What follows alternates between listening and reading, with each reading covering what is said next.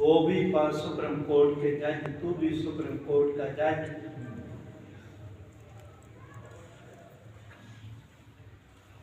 کوئی کافر یہ کہے کہ مرزا محمد الرسول اللہ تھا، نور الدین ابو بکر تھا، مرزا محمود فاروق اعظم تھا، ملعون قادیاں پر قرآن اترا، وہ محمد الرسول اللہ تھا، ہم لعنت بھیجتے ہیں اس فیصلے پر بھی، اس فیصلے کے کرنے والے پر بھی۔